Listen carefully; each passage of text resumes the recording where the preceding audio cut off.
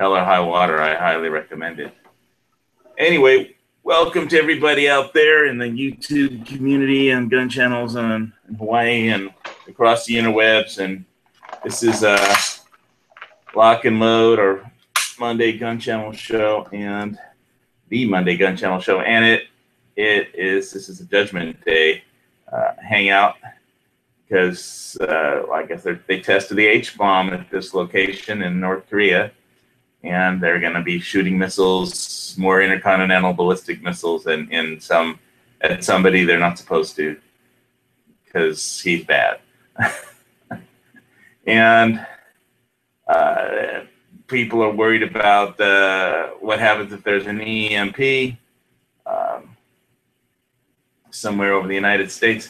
I know that on our 30 Seconds Over Gun Channel segment right here, G-Webs is somewhere in Texas on the side of a road with his van, and he's out of gas. And all the gas stations are out of gas. So if somebody can get a hold of G-Webs and is anywhere in Texas and has some gas, he would probably like to hear from you.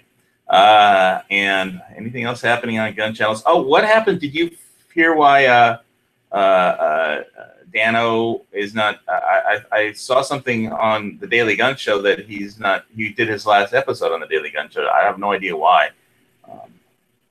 I think his last day was Thursday, and I have no idea why either. I still don't know why Island Z left. So.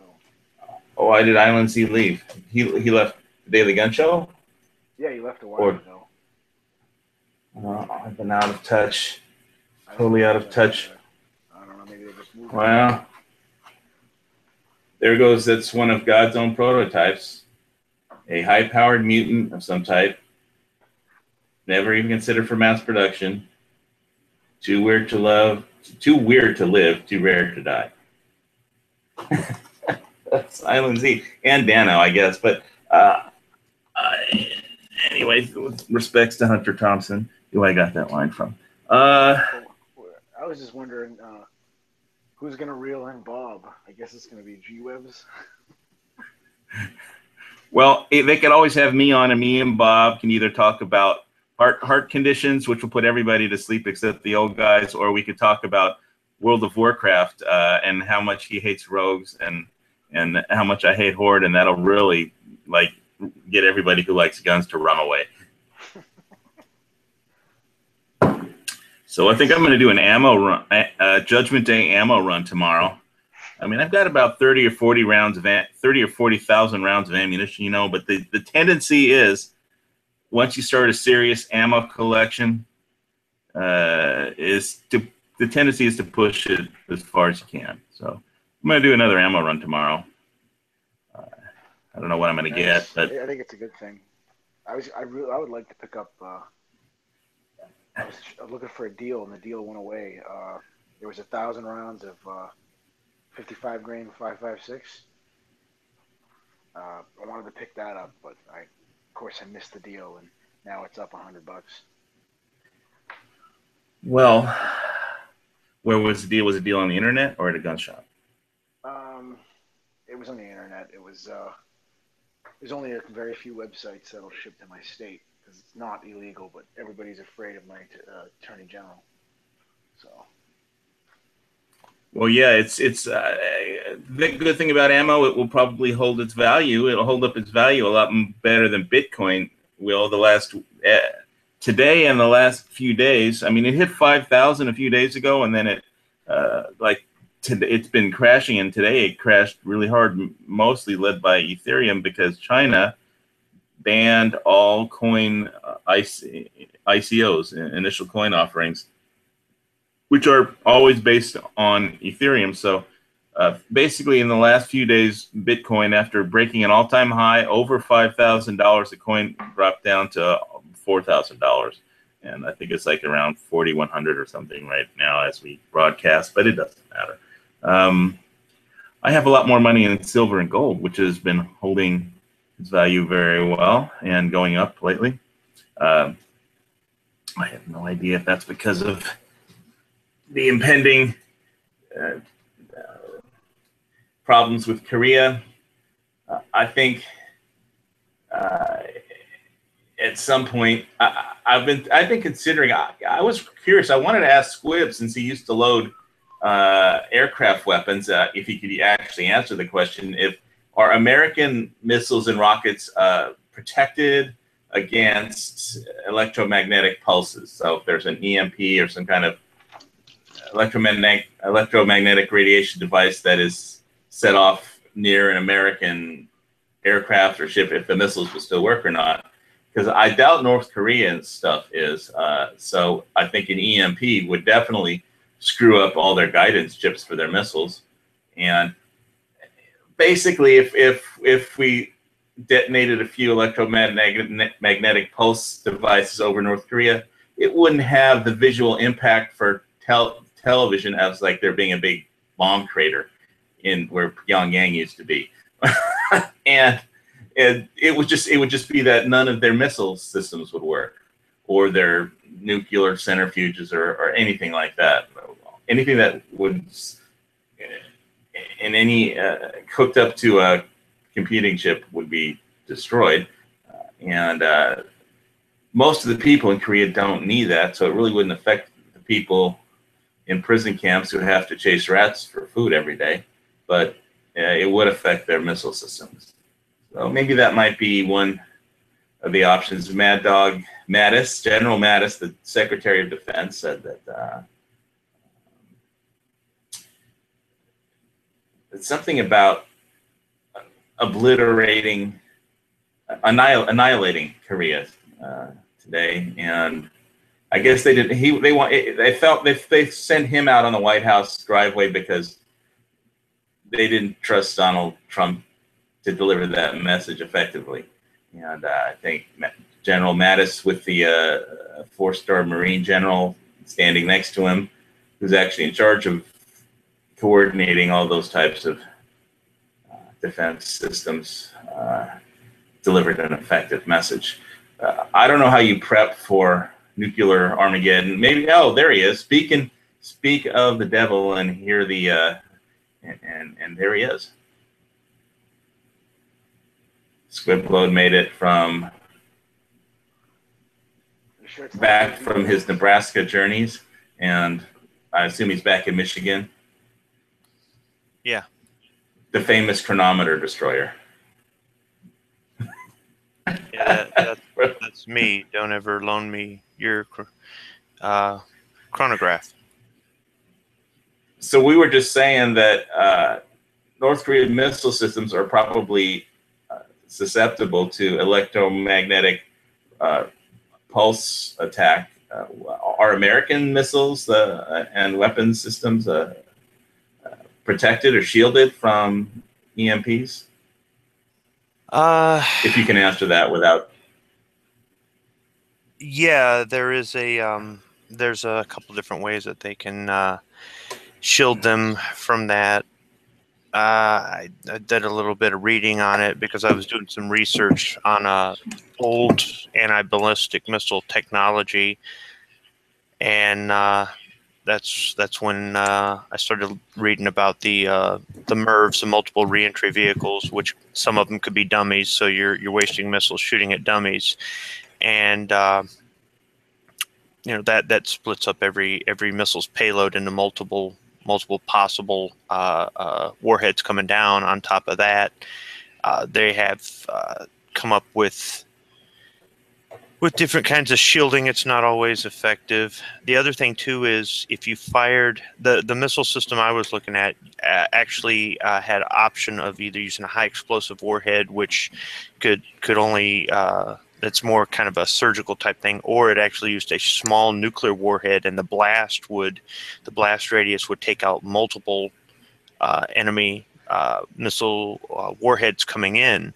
The problem is that the EMP created from the blast would create one of those radar blackouts, so the follow-up missiles would not be able to track incoming targets. So the first missile would actually make it hard for the follow-up missiles to go after additional warheads. There's so much to it. It'll mess with your head. Yeah, I played that game when I was a kid, where you had all those incoming multiple Merving missiles, and you have to try and shoot them down from the ground-based interceptors. Yeah, Missile Command. Missile Command, that was it. Yeah, it just the pointlessness of it all. But what they found out during some high altitude nuclear warhead detonations, the Americans and Russians did, were that they were actually taking out satellites. They had no idea. Like Telstar 1, our first communication satellite, we fried it. Some of them it was immediate, and some of it wasn't. It took a while before they gradually started failing. And we were like, oops, can't do that anymore. And that's where we said, ooh, hey, we could use this maybe to affect guidance systems. And then that's when they found out that they caused a radar blackout. So maybe not. Stan Ulch says the chassis itself becomes the Faraday cage as long as it's grounded and you isolate the interior. Yeah, that's probably a more simple explanation. Thank you. Okay, it's nice to have somebody. It's nice to have such brilliant viewers because we aren't. So thank you.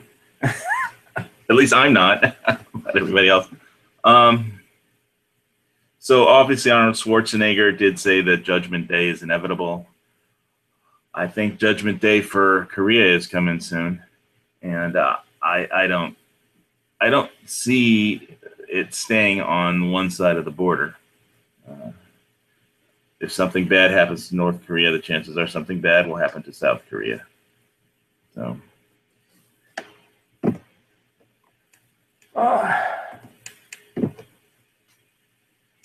but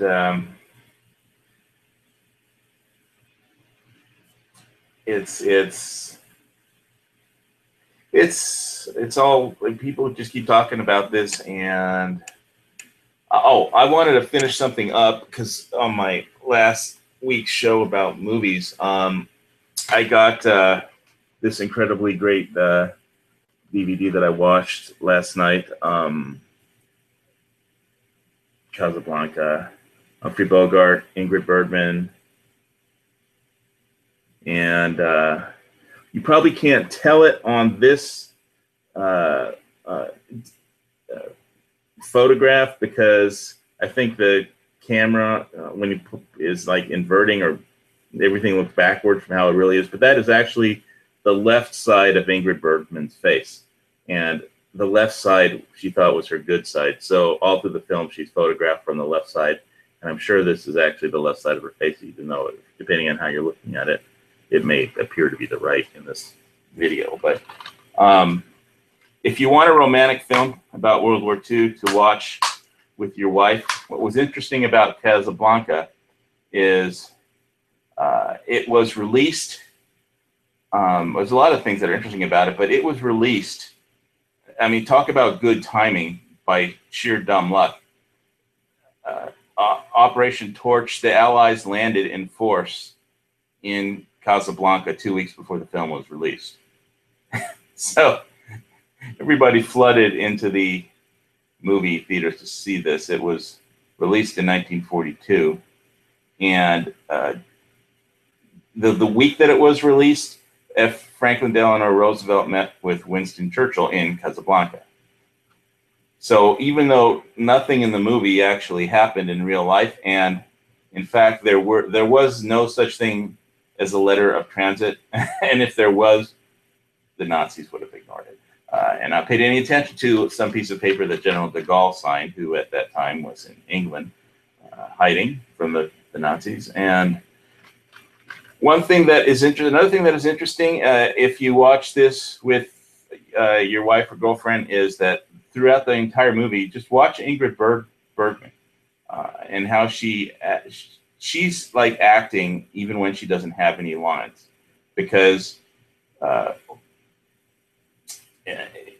when Humphrey Bogart or Paul Henreid is speaking, it's called painting their faces, and she's just reacting to everything they say and every facial expression they make. She's having a reaction to, and so she's talking with her face, basically. Basically what the story is about is a girl who loves two men for completely different reasons. One is Paul Henry, and the other one is Humphrey Bogart, who, by the way, Jack Warner had called up the producer, Hal Wallace, of this film, and he wanted a different actor to play this role.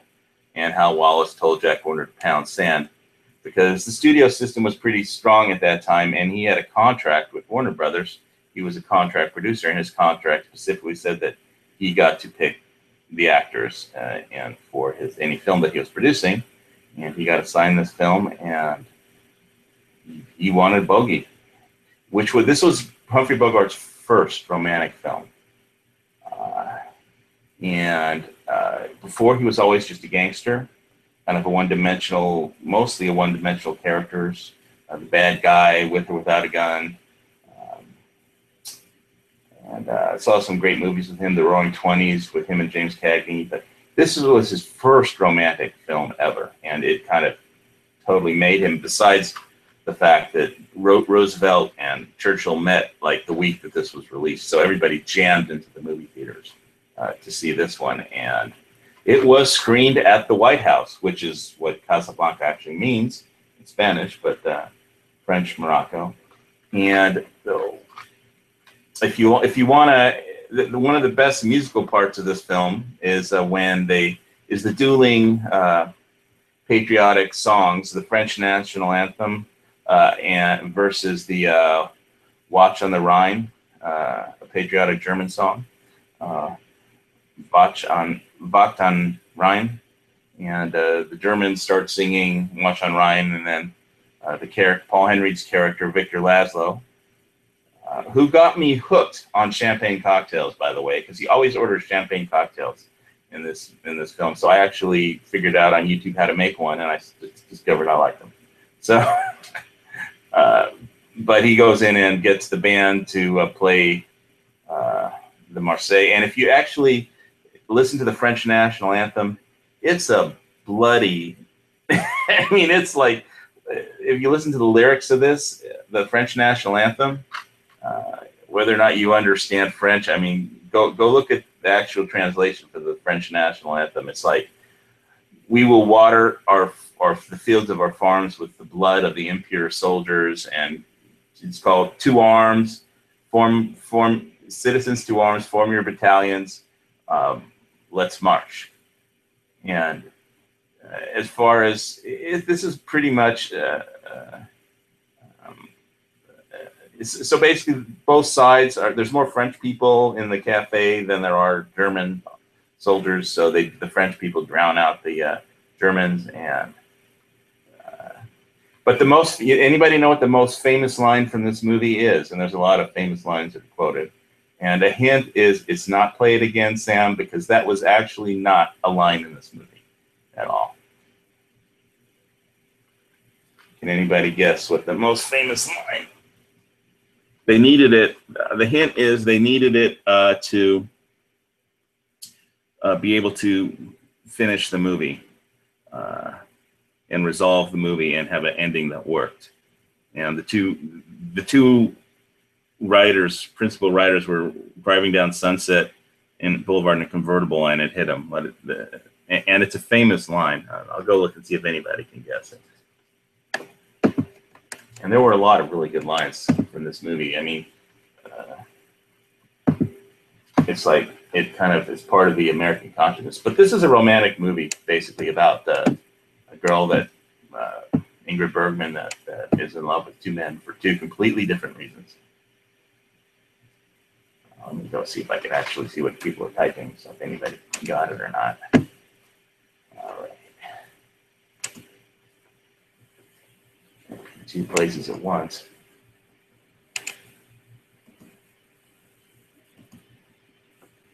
Let's see. No Idea from Jesse James. Let's look on the Caviar Dreams.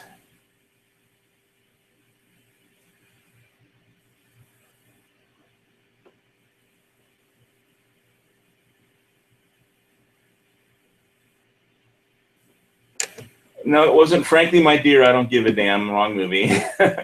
And the censorship board actually made the producers pay a $5,000 fine for using the word damn. Here's you looking at you, kid. That's a very famous line from the movie, and that wasn't in the script, so probably Bogey came up with that line. It wasn't in the screenplay, so, or any of the drafts, but he used it repeatedly. No, I'm going to just spill what it is since nobody got it. It's round up the usual suspects. When Bogart shoots the head Nazi, played by Conrad White, who was a German, but he was not a Nazi. He donated all of his, almost all, like 99% of everything he ever made in the film business to World War II Allied veterans causes, wounded veterans, things like that. He was not a Nazi. He was interviewed once, and he said the guy who plays the head Nazi says Conrad White was the name who plays Major Strasse in the film. He said that he knew how to play the character in Casablanca, the head German Nazi, because when he lived in Berlin, he knew people just like that. So he played it just like that. And everybody at the time thought because he was German, he had to be a Nazi, but he was not. So the line, though, was round up the usual suspects. Anyway, that's a really great World War II romantic film to watch with your significant other.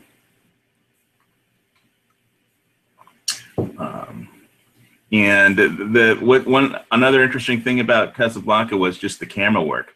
The not only do the actors move in this film, but the camera moves. It's on a dolly most of the time, and like they do when they do a close up, like the camera's on a dolly and it moves like towards Humphrey Bogart when he's drinking, and then it stops. And you kind of think, well, do I really want to see how terrible he feels? And then it moves in even closer. And you get, he's a very disturbed character. But this, again, was his first romantic film, and it really put him on the map big time after this one. So I don't think there will be any great war movies if we have to drop a nuclear weapon on Korea or explode an EMP.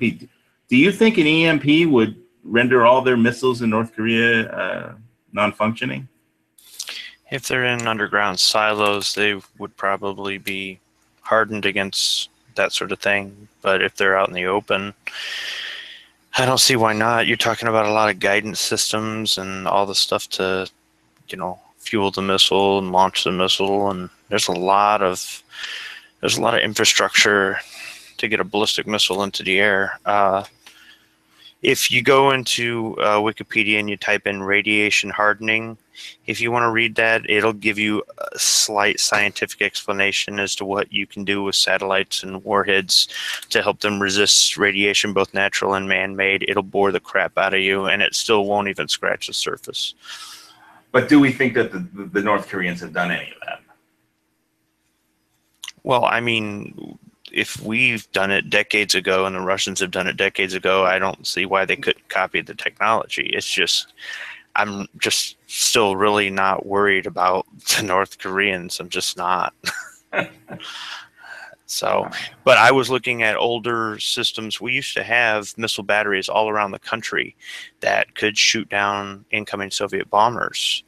And they the Nike, yes, the yes, Nike, the Nike, yeah. Yes. And as a matter of fact, I was at a Nike battery on Saturday.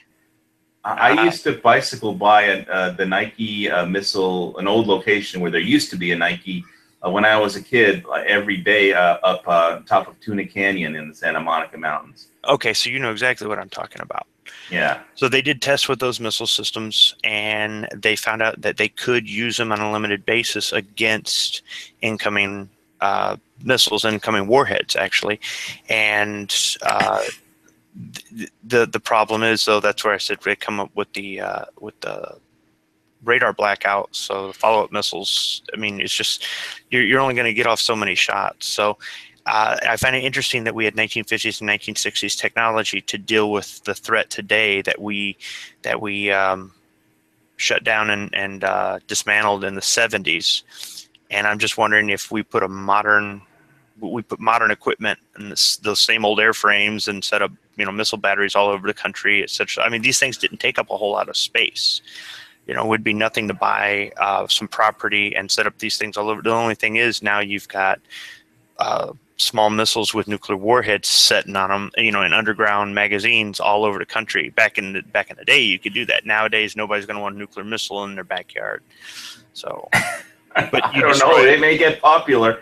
You could destroy a nuclear missile with a nuclear missile, and people think it will double the explosion. And it actually doesn't. The one explosion would vaporize everything else. So, but. There's all kinds of just secondary stuff, but I'm not really worried about the North Koreans. So moving right along, these old movies and stuff. It's kind of hard to get people interested, even in a classic. But I was just mentioning that particular film because you mentioned that your wife liked the war movie she saw. So I was just trying to think of the romantic ones. Oh, well, yeah. She might like, that's all. So I was kind of late to the party on the whole war films. I don't know if you wanted to call them top 5 or just good war films. So what I was trying to do is get films from different wars instead of just doing all of them from the same war. And we rented what was it, 2 movies. And then today we watched another one that was in the free movie list. And so today we watched The Great Escape. Oh, yeah. They should rename that the Great Long movie. So it was way too long. What they said at the time was that the film company was afraid to make this film because they said, how great of an escape is it when only like 2 guys actually escape? Yeah, and that's just it. Everybody gets out. If they ended the movie right there, everybody gets out. Okay, the one guy who ruined it for everybody. I mean, okay, if it's based on reality, if they're trying to tell the true story, that's fine. In real life, yes, people get caught. But if they had ended the movie there, I suppose since they're trying to tell a true story, they have to tell a true story. But to make it a good fiction, they should have just said everybody got away. But the victory, they won. Even if they got killed, because the victory, they didn't have to escape to get killed. They had to once. That was just it. The mission was stupid. If they had said, "All right, this is what we're going to do," all right, the mission was not stupid. No, it was absolutely stupid. It was pointless. It was a waste. It was not pointless. It was a stupid British ploy. Okay. They got the entire countryside. I am not up in arms. A waste of valuable military resources. I'm not killing 50 of my men for that bullshit. I'm sorry. That guy was a piss poor military commander if he thought sacrificing 50 men was worth what little he did. Big X. You gotta think of it like this. Okay, they're spending money and personnel and fuel and communications, everything else, trying to chase down these people. Here's what but you mean. It didn't add up to a hill of beans as far as in the whole strategic sense of winning the war. And 50 men's lives aren't worth that. Not at all. What you're not getting is that, and what part of made Casablanca good is that in 1942, nobody knew who was going to win the war. Nobody knew if America was going to still be there. It's not about that. They didn't know. They didn't know. They really didn't know. And people in Casablanca, all the extras weren't from Central Casting. All the extras were from Eastern Europe. And so when they sang the Marseillaise, they really meant it. And everybody was clapping each other on the back after they sing the French national anthem. It is your mission to escape if you are captured. However, it is a voluntary choice that you make whether or not to escape or to set put. But when you escape, your mission is not to disrupt the enemy and have them spend all their resources chasing you around. Your mission is to get back to your people. And if you're not going to try to get back to your people, if you're just going to go out there and go, well, we might die, but hey, we'll take a couple of them with us. That's a waste. That is a total waste. They set up that camp. They set up that camp to entice these men to just sit down, shut up, and just let the war pass them by. And that's what they should have done. And there would have been no dishonor in that. Of course, there wouldn't have been any dishonor at all. But they felt that they obviously felt that there was, or they wouldn't have done it. They couldn't just sit with a whole world at war, people being thrown into worse than that camp, and they just couldn't sit there and do nothing. But their mission was absolutely pointless. It was not worth what the price that they paid. And also that depends those officers. That depends. To pull a line from the movie, that depends on your point of view. Yeah, and well, you're allowed to have a point of view. Their point of view is a fucked up point of view. Well, a lot of good men died for no reason. A lot of good people died in World War II for no reason. Yeah, and I know, but I'm saying as the commanding officer in charge of those POWs, okay, the British they get the highest ranking guy. You're the liaison between us and the Germans and blah blah blah. That's true. That's what they do in real life with these POW camps. Okay, he should have said, "We're not doing this. I am not risking not one of you for this stupid bullshit," so that they can have a bunch of guards and the Gestapo chasing us all over the country. One of the actors in The Great Escape was actually a prisoner in a Nazi war camp, and he tried to explain something to the producer that, like when Steve McQueen walked up to a German guard with a submachine gun. I forgot what kind it was. It was some kind of submachine gun, and you just MP40. You just don't insult a German officer holding a machine gun and pointing it at you, or smile at him wrong if you're in a prisoner of war camp. But it for dramatic effect, Steve McQueen was always fucking with the German officers. Their goal was to get to neutral Switzerland, who didn't want to admit them in. Okay, they didn't want to let the Germans in, and they didn't want to let the Allies in, even though they hid German gold. Or they were trying to get to neutral Spain, who was pro-Nazi because the Nazis helped them before World War II. So that right there, it just their goal wasn't trying to get home; it was just trying to get out of German-occupied territory. And in the process, just have these guys spend all these resources chasing them. The only thing is, the kind of resources, they weren't pulling men off the front lines. They weren't keeping planes from flying. They weren't keeping tanks from rolling. They weren't stopping the ammunition flow to the front lines because they needed ammo to execute these guys. Okay, it was a waste. And these commanders also knew that once you don't wear a uniform anymore, you now can be shot as a spy. We do it.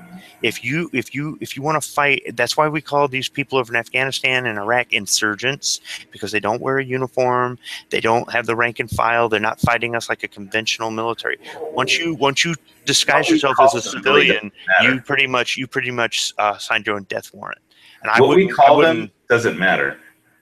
I wouldn't kill 50 of my men over that bullshit.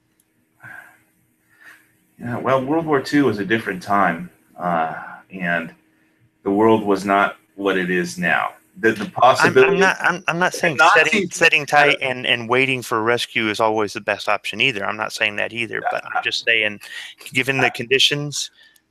Can I just paint a picture for you, though?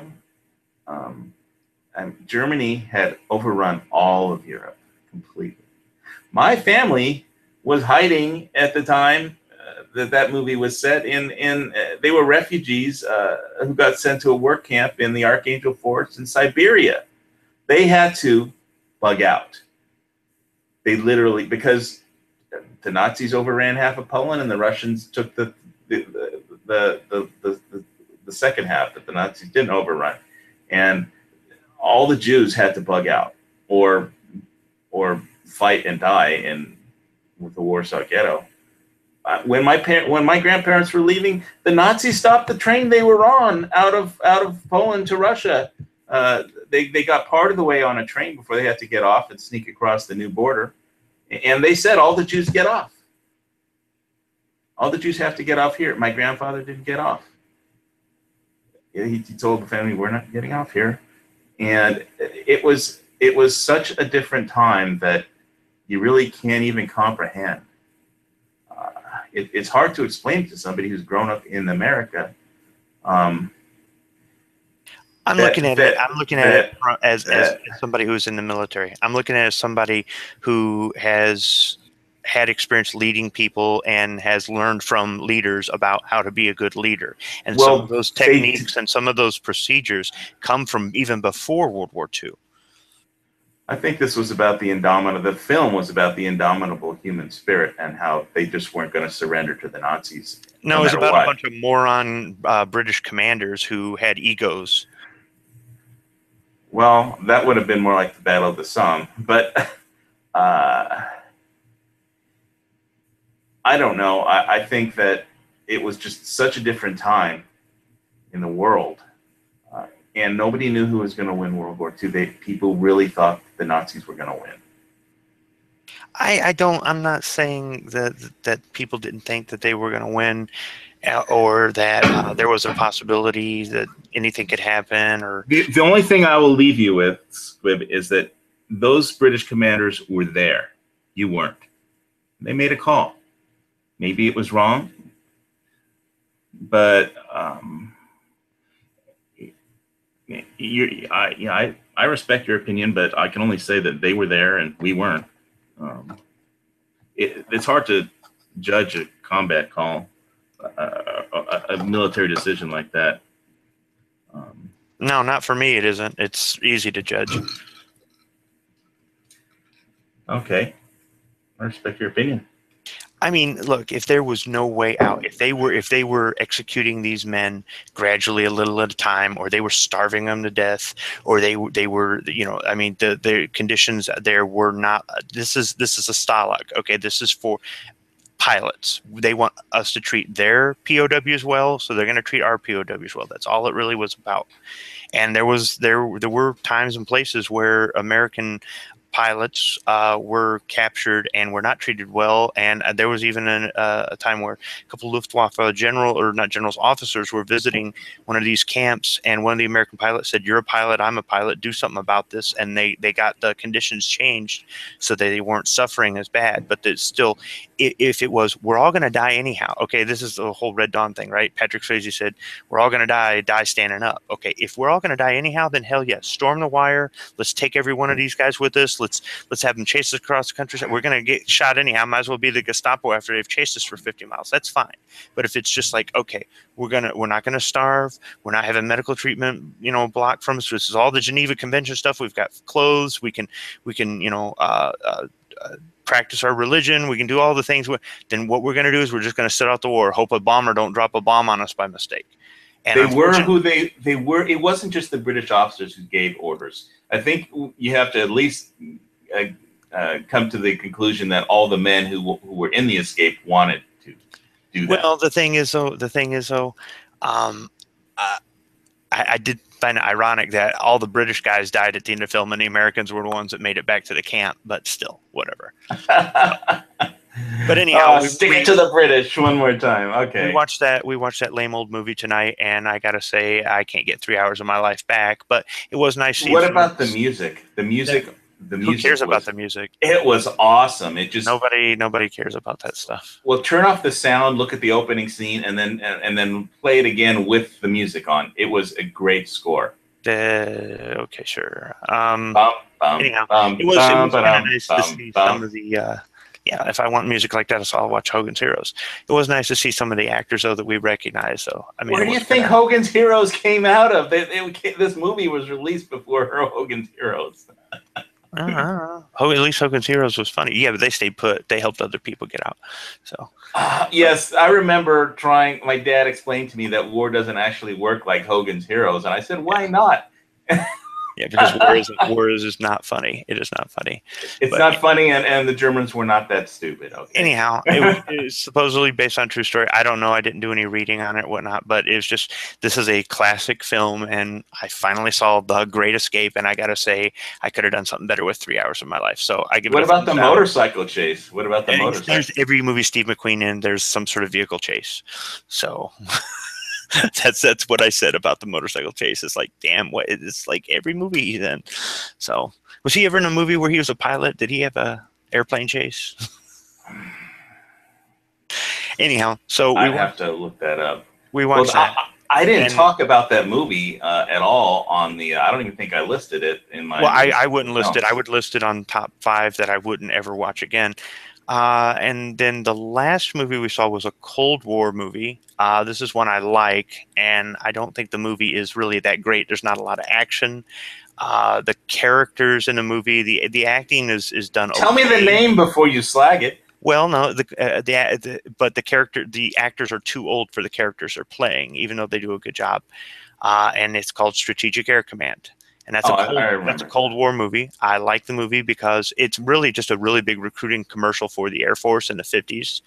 And I liked how they explained why they did what they did and why they're spending so much money and they're explaining the struggles of all these people who they're working them to death and they're all wanting to quit. And believe me, I've been there. But it really is just a big recruiting. But so Strategic Air Command, if you're not into old airplanes or you're not pro-military, don't waste your time watching it because you'll be like, yeah, this not really.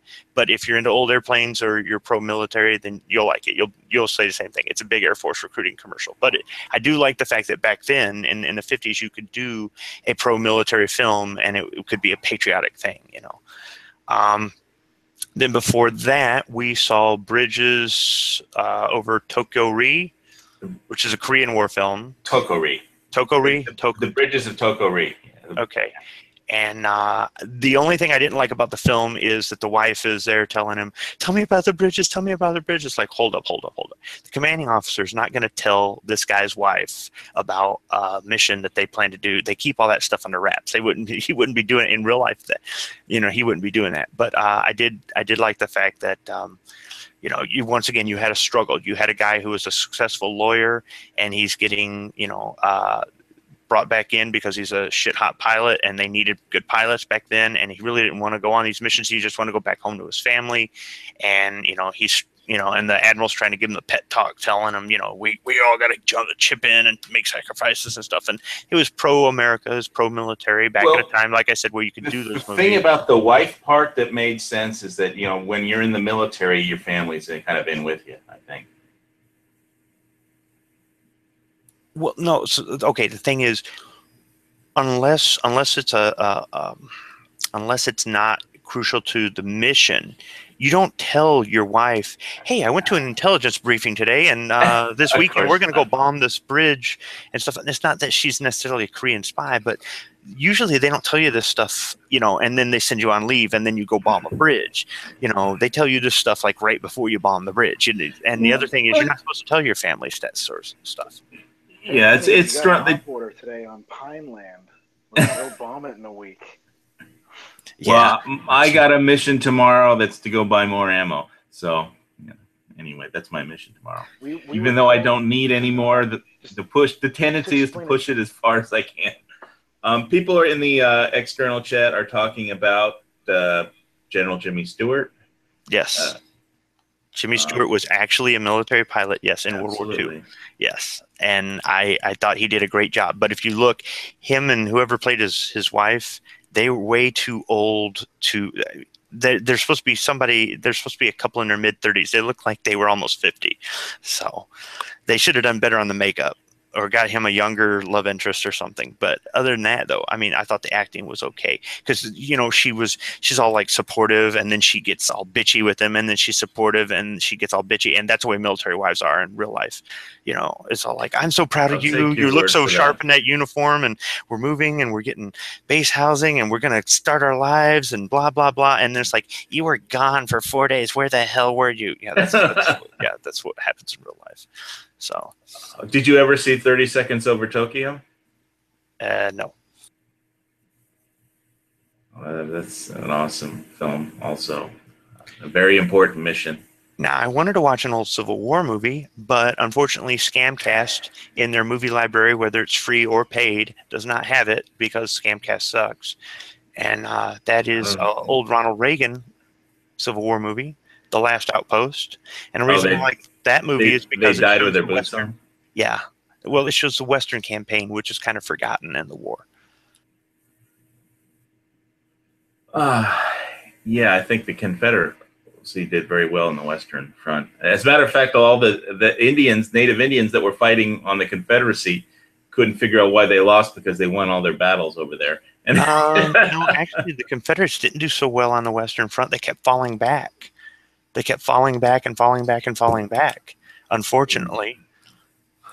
I'm going to have to plead a little bit of non-preparedness for this particular line of logic. I haven't studied. I can't recall for certain that part of history. It's been a while. They gained a foothold initially. They had support, and they gained a foothold, and they were considering invading California. And then they just started getting pushback between having to fight the Apaches. If somebody wants to invade California now, please go ahead. Well, no, see, their whole thought was if we invade California, they'll divert troops to California, and that'll take them off the Eastern Front. But that was actually a sound tactical judgment. The Confederates tried doing things like that during the war to try to get people. It wasn't, let's all sacrifice ourselves so that they can move these troops. It was, let's actually try to engage them and get them to move resources to protect California instead of having them in the East. But before they could even try to invade California, they started getting pushed back. So they got pushed all the way back to Texas, unfortunately. There's a good film called Gettysburg that's out there, and of course that has Pickett's charge in there, which was a bad tactical decision, a bad strategic decision, and Gettysburg was just Robert E. Lee completely messed up. I gotta say, when I came on, there were 7 watching, and then you started talking about Casablanca, and then we're 6. I started talking. Now we're down to 4. So I'm doing a worse job than you about scaring people. I don't care how many people watch this show. People watch later. It's on too late. Man, I'm in a different time zone than most of America. They can watch it whenever. It's okay. I'm not going to make any money. Since we're not going to make any money and nobody's watching, let's say some stuff that'll piss off YouTube. If they can get us demonetized or something. Oh man. I know we can talk about Bitcoin crashing. I'm sure aren't you gleeful that Bitcoin has crashed? That might be more interesting than Casablanca, but yeah. You never saw them. Oh, if you don't want to get your girlfriend all hot and bothered, your wife to get all hot and bothered by watching a good romantic film with a historically significant. You don't like romantic war movies? I don't need a film to get her hot and bothered. I got skills, man. Okay, well, all I can say is when I once took a girl to see Titanic when it was released, and I didn't get like 5 steps out of the movie theater before I was sexually attacked by her. I couldn't even make it to my car. She was all over me, man. So whatever.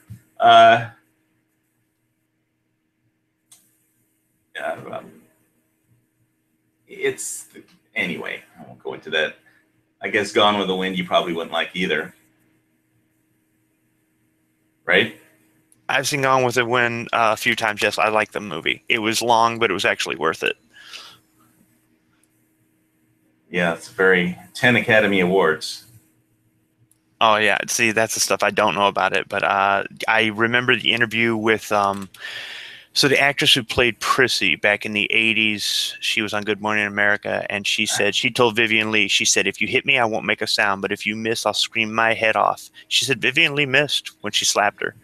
So I remember that interview. I already talked about that on the last show, so I think I did. So I'm not going to go off on a Gone with the Wind rant.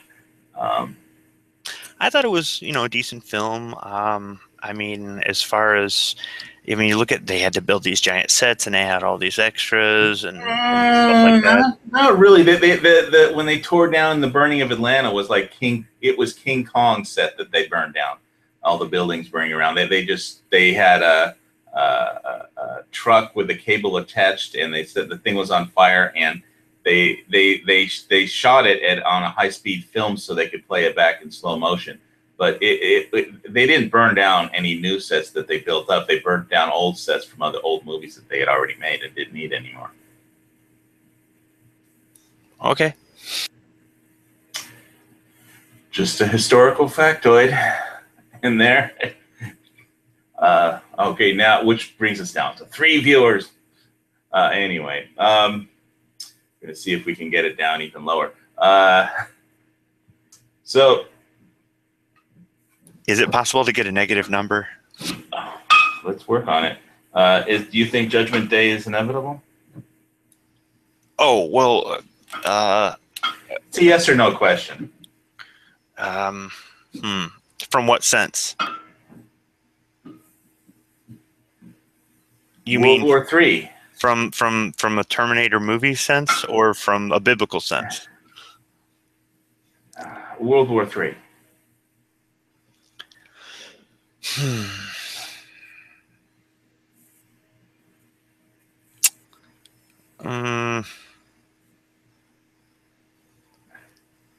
I guess. It's inevitable? Okay. Well, I mean, it says it in the Bible, so okay, sure. Yeah, the book of Revelations, in New Testament, I'm an Old Testament person, so, but whatever. So that's not my particular Bible, but if you like the book of Revelations, I've read parts of it. It's really confusing, but I think that's the whole part of it, though.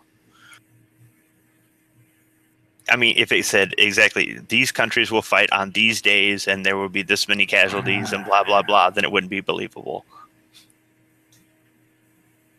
Yeah, I don't think they had invented nuclear weapons when they wrote the New Testament or the Book of Revelations, which was added to the New Testament, I think, at some point. I forget what year it was, but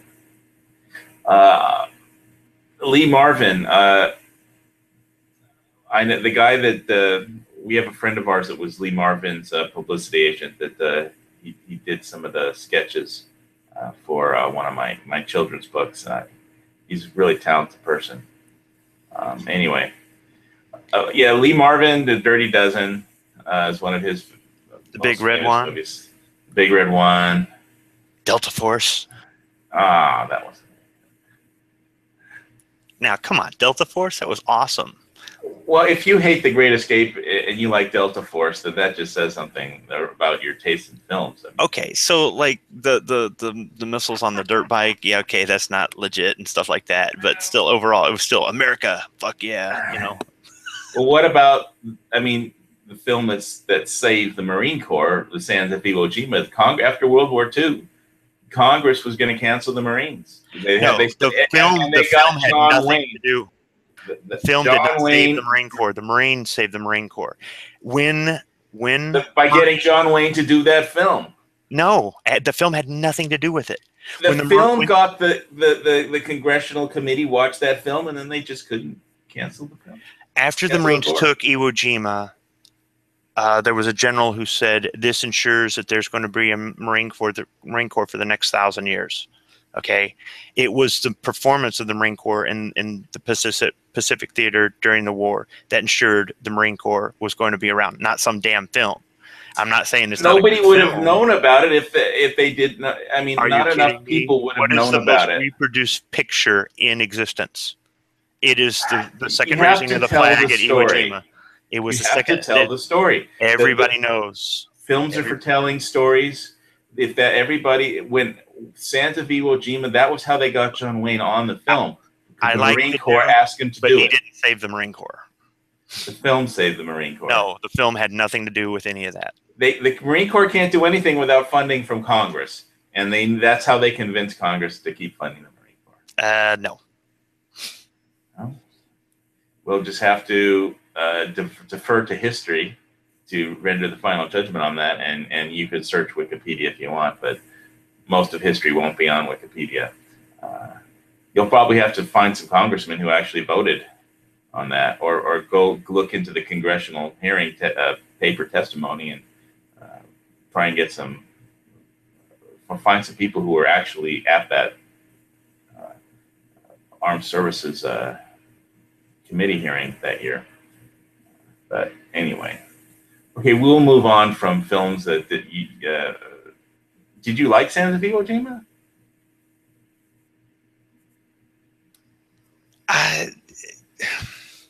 is fine.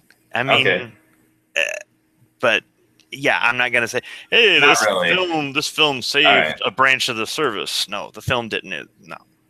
What military films did you like? Well, I just named off a couple, I think. I don't know. I was trying to look at stuff from different conflicts, not necessarily just go all Vietnam films or all World War II films or whatnot. And obviously, I've never seen every military film because who's got time for that? But whatever. I mean, for Vietnam era, obviously I'd go to Full Metal Jacket, only because it's about the most realistic depiction of Marine Corps boot camp there is. And I'm not saying that that's exactly the way they do it today to the T. It isn't, but it's as close as you're going to get. I watch movies like The DI. That's not the way, Well, I don't think most drill instructors get shot at the end of boot camp, but No. Though he would have never got his hands on the weapon or on the ammunition today. Back in 1967, maybe there would have been a way. I don't know. But whatever. So okay. Full Metal Jacket. What else? You mean? so what? Bridges of Tokori for Korea. Okay, William Holden. Let's see. I guess Heartbreak Ridge would be a Cold War one because Operation was it Urgent Fury for Grenada, and then Strategic Air Command, that'd be another Cold War one. All's Quiet on the Western Front for World War One. Okay. Right. Yeah, especially like the whole thing about you take their head off with a shovel, so because that's kind of what you really do. Do you ever see the Blue Max? No, we almost watched that one tonight because it's got Hannibal. So George Papard. yes, so George Papard was good in Damnation Alley, but that's a B-rated sci-fi film, so that don't count. Unless you want to count World War III, then it would. So. Hopefully, World War III will be science fiction for, and not on the news. But you never know. Yeah, if it does happen, I could drive around the wasteland in the Landmaster. That'd be kind of cool. But yeah, no, I just if you look at history and you see all these signs that the world this is the final war, this is it. I'm sure that they probably thought World War II was the war to end all wars, or World War One, or I don't even know if anybody considered any of the localized conflicts that were just strictly between two countries or something as the end of the world. There were false prophets throughout history saying, the world's going to end in a month, follow me, and blah, blah, blah, blah, blah. I mean, you look at some of the stuff in the Bible or other places that say, this is going to happen, that's going to happen, you could say, well, see, this has happened, that's happened, this has happened. Okay, yes, but it's happened over and over again throughout history.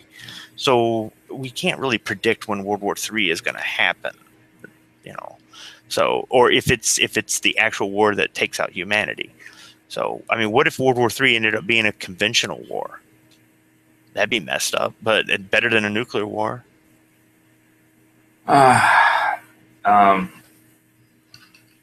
Nuclear war requires less brain thought.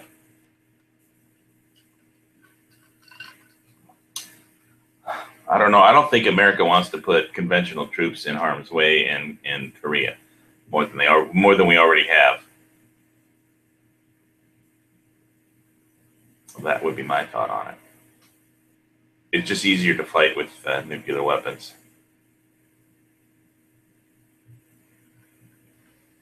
You don't want to be the country that employed nuclear weapons. You're going to have every. We already are. They already are. What? Because we used two at the end of World War II? Yeah, and that scared the crap out of the rest of the world, and everybody said nobody ever wants to do this again. So no, you don't want to be. Come on, it's time to be all we can be. Yeah. Okay. To pull a line from Heartbreak Ridge. No, that wasn't from Heartbreak Ridge. So. Well, they used it in Heartbreak Ridge when Skip Jones goes over the rappelling wall. No, he said the few, the proud, the chumps. So. Oh, well, who said let's be all we can be? Oh no, that was from the Nicolas Cage, Sean Connery film, uh, The Rock. I'm only borrowing your Humvee.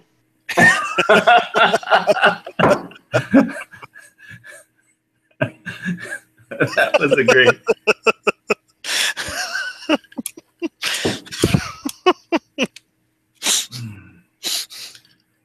I remember when I saw the premiere of that film. My cousin and his wife were visiting from Belgium, and we were standing outside a theater in Westwood, and the line was like around the block, and there was like some business next door that had some special meeting of some important people, and the movie line stretched all the way around the block and it interfered with other buildings.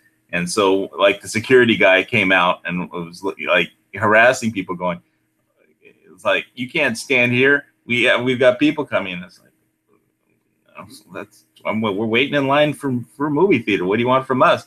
He's like, so he said, do you want to be arrested? I was like, for what? Standing on a sidewalk? Like, have you ever been arrested? Have you ever been sued for false arrest?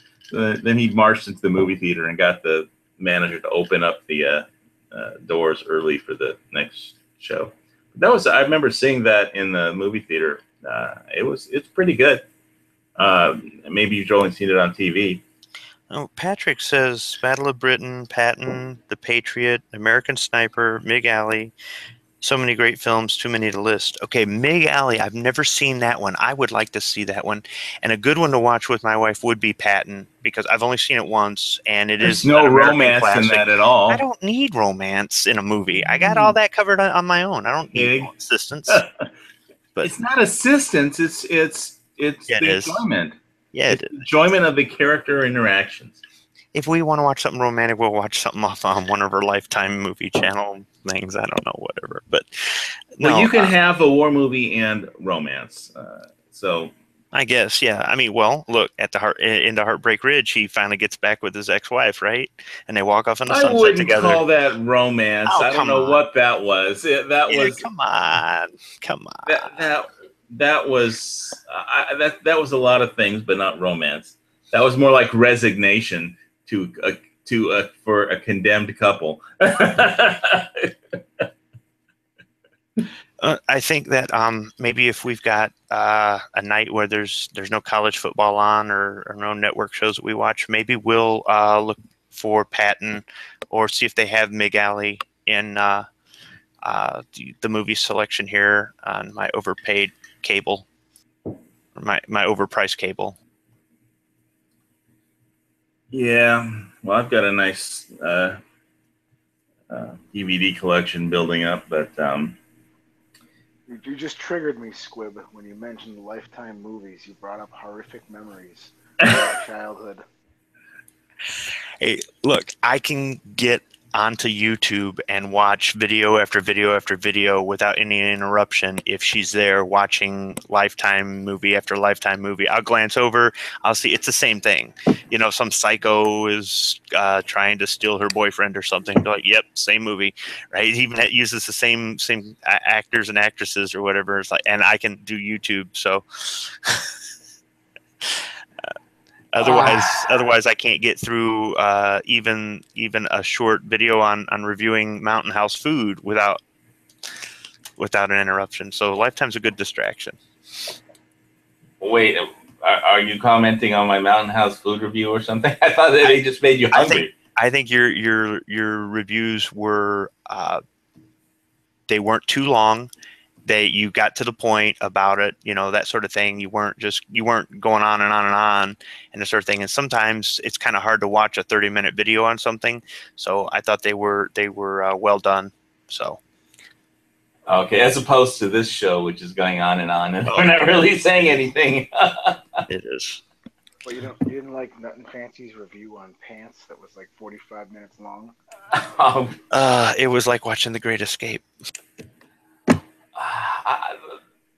I think you have no theatrical sense of history or proportion.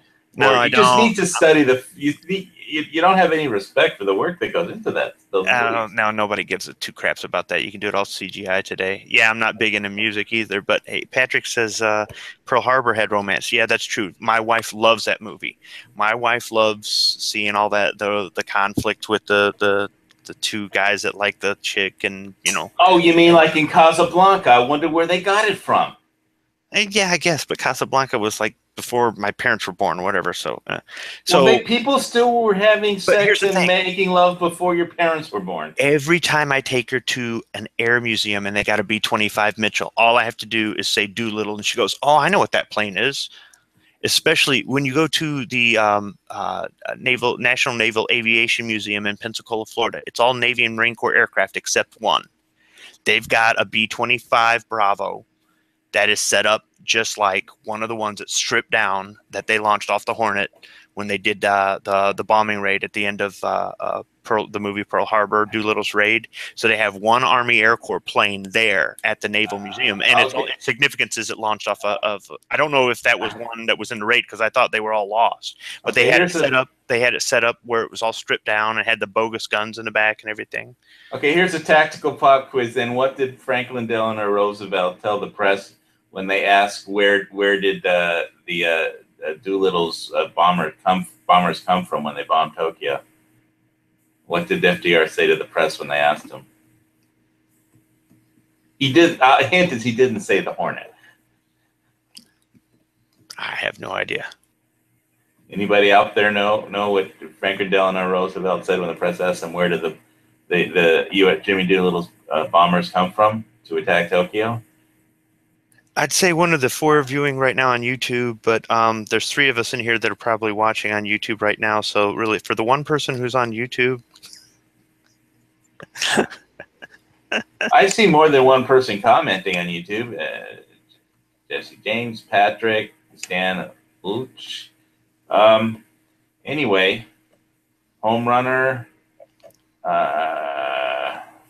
This guy named Hawaii Volcano Squad. Let me just look at gun channels. If nobody got it, I'll say what it is. He said, no, he said our bombers came from our secret base in Shangri-La, which brings us to another film called Lost Horizons. Anyway, I won't make you watch that one. Thanks. Because you don't like good movies. I will tell you this though. Because of that movie, she understands a few more things about military history. I was showing her some of the stuff in the movie that's correct, and some of the stuff that isn't, and that sort of thing as far as military facts or history or whatnot. She loves going to see battleships. She can handle one air museum a day, not two or three in a row, that sort of thing. And she's attached like any female would be to the backstory and the romantic thing. They have to develop the characters, even though they're fictional. I explained to her that Ben Affleck couldn't have been over the English Channel and got shot down because before the war started, only 3 Americans served in the RAF. It would have been more likely that he would have been over in China if he was fighting without having a commission, that sort of thing. But there were all kinds of stuff in the movie that were they had to do to develop the characters, and kudos to them for doing that and still being able to slip in historical facts and things like that. But for me, I like going to the military museums and things like that. So when we can do it as a family, and she's looking at this and going, "Oh, this was in Pearl Harbor," or "This was in another movie," or something like that. It kind of, I don't know. It just. So I could speed read all the films that I had talked about that I had written down to talk about for the last show, and just read through it really quick. See if you had any reaction to them, or had even heard of them. I think I'll just do that really quick, and then we'll wrap up the show. If anybody has any comments, just feel free to type or talk. No, I'm good with that. I could go back to bed. Court Martial of Billy Mitchell.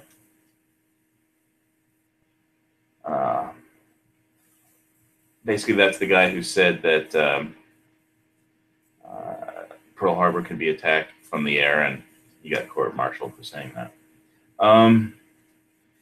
All Quiet on the Western Front, Battle of Britain, Battle Hymn, Battleground, Between Heaven and Hell, Apocalypse Now, Big Parade, Blue Max, Bridge on the River Kwai, Bridges of Tokori, Kelly's Heroes, Firefox, Cold War movie, Kane Mutiny, Humphrey Bogart, Enemy Below, Casablanca, Desert Rats, Sahara,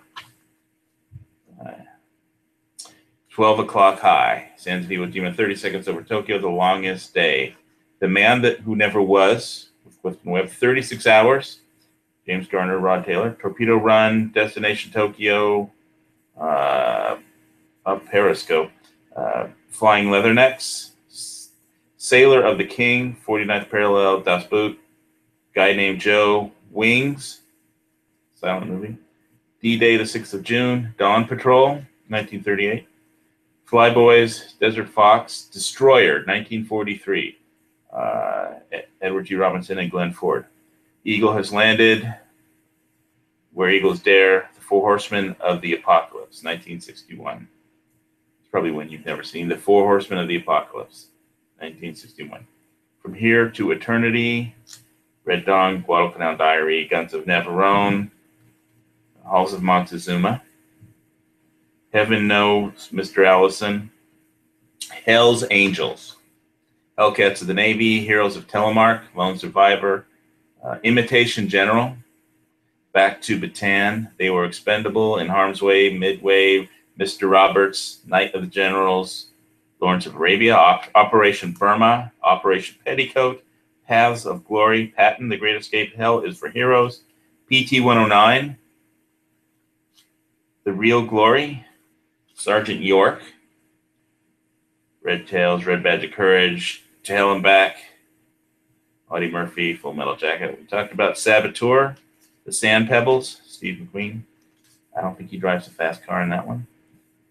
Saving Private Ryan, Sink the Bismarck, South Pacific, Fury, Test Pilot, Top Gun, To Be or Not to Be, The Americanization of Emily. Your wife will probably love that. It's really funny when the general orders James Garner to make a film about the first, that has to be, but he orders him to make a film that the first American that dies on Omaha Beach is a sailor. Anyway, To the Shores of Tripoli, Young Lions, Tora Tora Tora, U571, Up Periscope, Triple Cross, Dirty Dozen, The Steel Helmet. It's a Korean film. Birth of a Nation, 1915. You can see that on YouTube. Birth of a Nation, a very controversial film. It was originally called The Klansman, and anyway, I won't go into all that again. Aces High, Bridget Remagen, Devil's Brigade, 633 Squadron, incredible music score for 633 Squadron. Charge of the Light Brigade, A Bridge Too Far, Santa Fe Trail, Ronald Reagan and Errol Flynn, fighting John Brown. They Died with Their Boots On, Enemy at the Gates, Wind Talkers, The Bedford Incident, and I think that covers it. So I want to thank everybody for tuning in this week. Did you ever see that movie, like Company 9 or Ninth Company? It's in Russian. No. Oh, it's a great movie. I believe that's the name.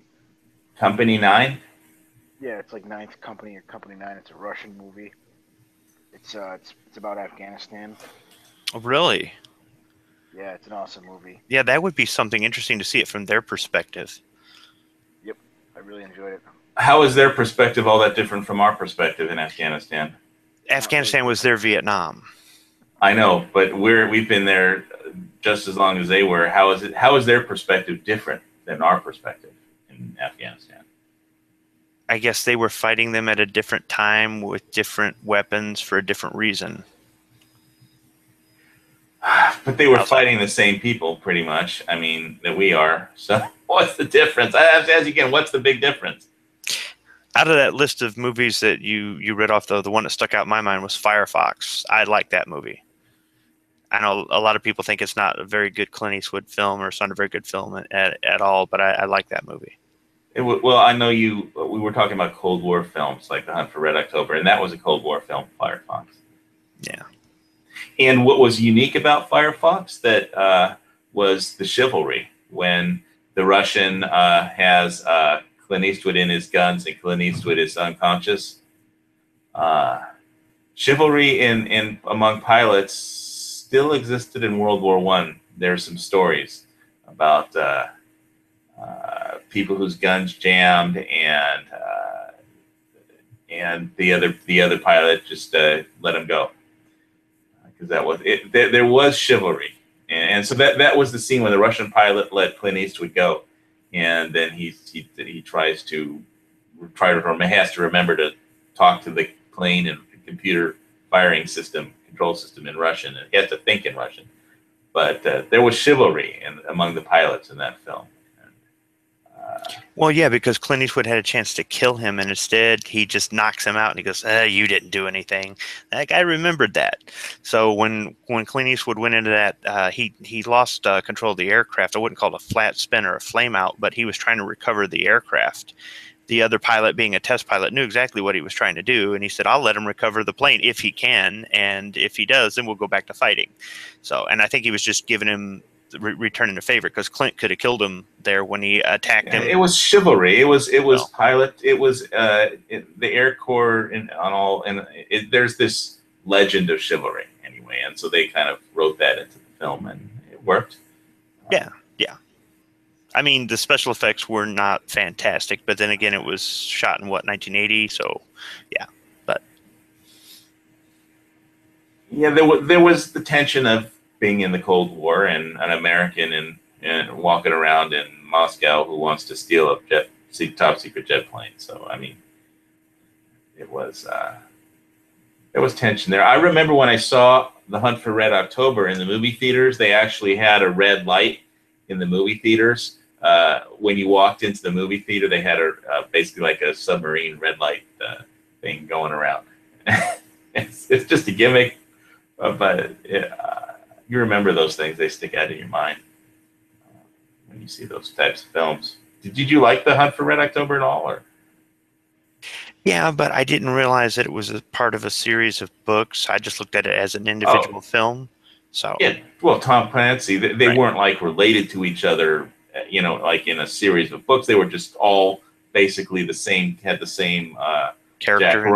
Jack Ryan, and they all had the same basic story. The one that was never made into a film that I liked by Tom Clancy was Red Storm Rising. The Russians invade Europe. That was the attack that never happened. That everybody in NATO planned for a Russian tank assault on Europe. And I won't ruin any of the secrets books, but it's a great book. I couldn't put that book down when I read it. And a lot of Tom Clancy's books are like that, I've heard. That was the only one I read all the way through. I knew the guy that did the sound. I met the guy that did the sound for Hunt for Red October, Don Bassman.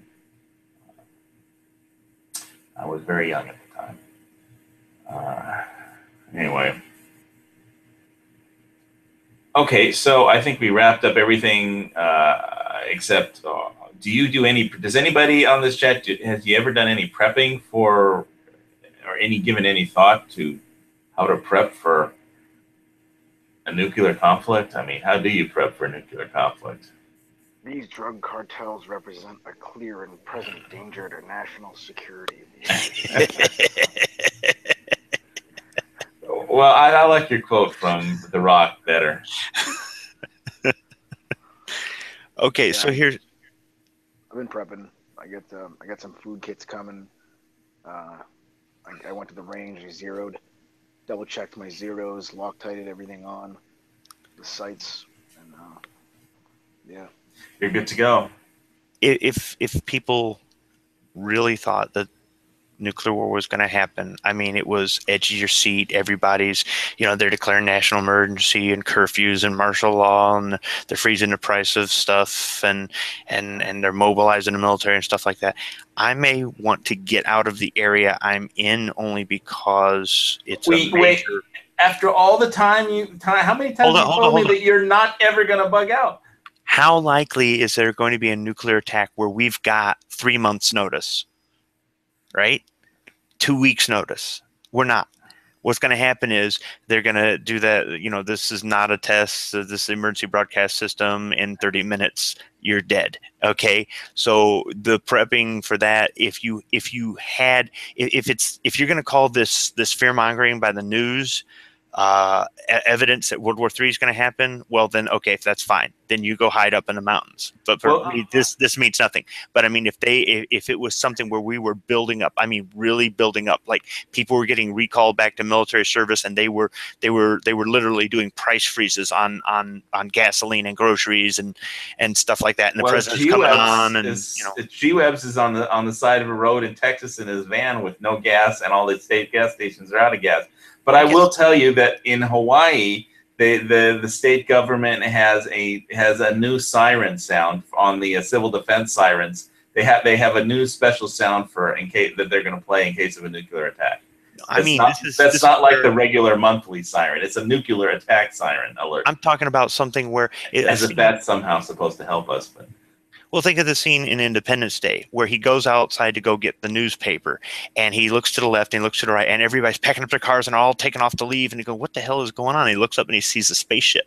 Okay, when you've got that much notice that World War III is going to happen, okay, then yes, I'll pack up my stuff and try to get out. On the other hand, we may not be able to get out and just say, "Well, let's just sit here and let it happen because we ain't getting out." But if it's something where you've got 30 minutes notice, you're not getting out. You're just not. You better hope you're living somewhere where it's, even then, if enough nuclear weapons detonate on this country, it doesn't matter where you're at. You're toast. It's going to take longer for you to die. That's all. I just wanted to answer Jesse James' question. He asked, do I know what the siren sounds like? They're going to do a test of the siren at some point in the near future, which they will announce. And I know what the regular civil defense siren sounds like. I mean, it sounds like every other civil defense siren in America. So when they play it, I'll get out my cell phone and record it. The only other thing I wanted to add this chat is that I did Edge's chat on Friday about the Gen 5 Glock. And it came up that Yankee Marshall did a video saying that he doesn't like the Gen 5 Glock, which is a very good reason to buy a Gen 5 Glock. And that's all I have to say about that, because he's always wrong about everything. I don't care what he likes. I only know that he's always wrong. So it's a damn good reason to buy a Gen 5 Glock. He only doesn't like it because they didn't give him a free one. That's all. Oh, he wants somebody to give him a free one. If he got a free one, he would love it.